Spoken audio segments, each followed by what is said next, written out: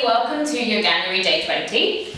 Today we're going to be talking about balance, and we're talking about balance on and off the mat. And this is only a quick video today. This is something that your challenge for today is to take the things I'm saying and the things that you're about to write into your practice and into your life today. So this isn't just about yoga, this is about just life in general. So I want you to grab a bit of pen and paper.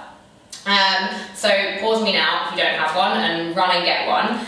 And we are going to make a little note. So my question to you is, describe what balance means to you. And I'm going to do it as well. And then I'm going to discuss what I've written and we'll, go from there. So it could be anything. By the way, there is no right or wrong answer. You've just got to write down what balance means to you. So let's just take a moment, pause the video if you need a little bit longer, and I'm going to write mine down.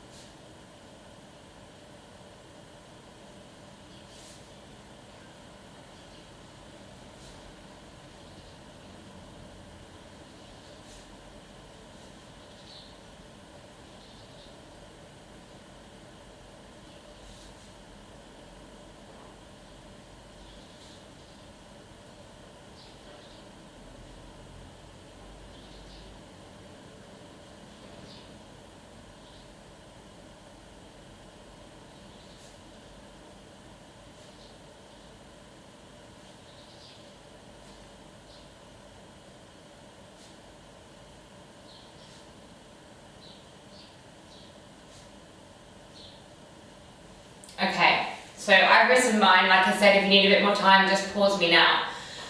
So, balance to me is, and we're talking both physical and emotional and just like I said, life.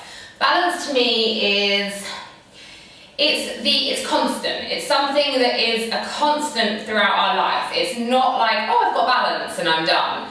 It's the give a little and take a little. Like for me, there's never that perfect moment of balance, because which for me is a good thing in my mind, because you're constantly having to give a bit and take a bit. You're kind of always teetering on that edge, trying to find the perfect, but being okay with the fact that you're going to have to do things to bring yourself up, take yourself down, stop yourself from going forwards, stop yourself from going backwards, etc.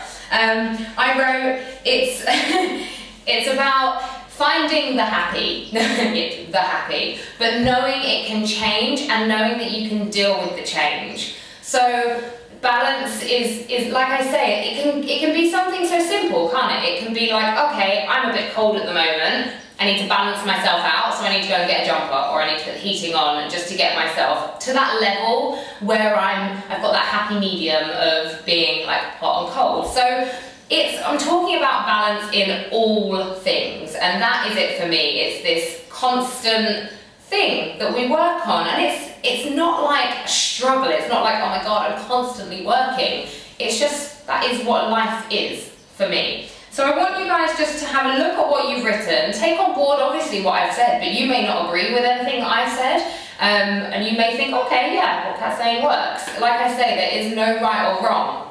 And I want you to take this thought of balance into your day with you, and I want you just to focus and just to notice those moments where you're like, right, I need to balance things out now. And that could be on the mat, that could be when you are trying to do a headstand and you need to find your balance. Or like I say, it could be when you are hot or cold and you need to find the balance. So I just want you to take that into your day with you. On a more physical side of things, let's put the notebooks down. I just wanted you to have that written down, because I think it's important for things like that. We write down how we're feeling and what things mean to us, because that will change as well, no doubt. It will change over time. It might change hourly, it might change daily, or whatever. I'm going to stop throwing my book around now and put it down.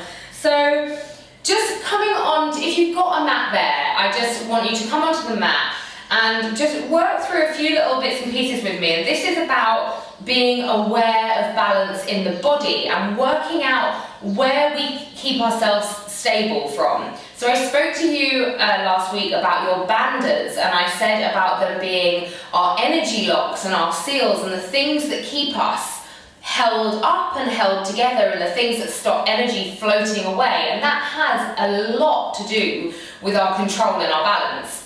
So if you come to your hands and your knees, and I do these a lot in my flow because they're so good for firing up the core, because we have our stabilizing muscles and we have all around this area, and when this is all sort of locked and feeling strong, you'll notice that everything else actually falls in place. You don't necessarily have to have this rigid arm. This arm can be all floaty and soft as long as we're holding strong in the core and in the torso area, in our stabilizing area. So coming onto all fours, and I want you to just, like I say, notice what happens, notice the difference. So we've got 4 points of contact with our mat at the moment. We've got our 2 legs and we've got our hands. So I want you to notice what happens in the body when you take one arm off. Now hopefully, you were probably chilling out here a bit in your like, you're like, oh yeah, I've got 4 things on the floor, I don't even need to do anything. Whatever, I'm strong. And then hopefully, what happened was, you took one arm off and you were like, oh gosh, now I need to work, I need to actually do something.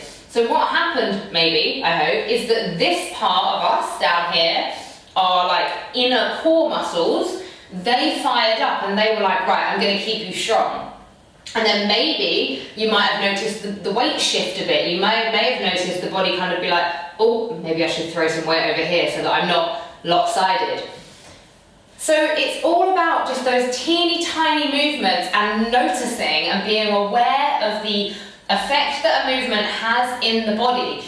Because even though it's our arm moving, the actual sensation that I get is coming from here. So let's just try going one stage further.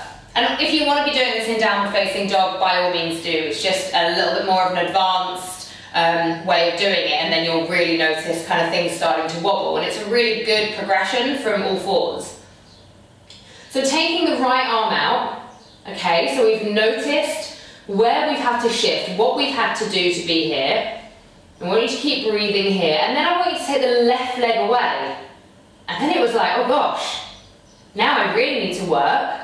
And so my left arm has had to work a bit harder, my core's had to work a bit harder, I had to shift some weight.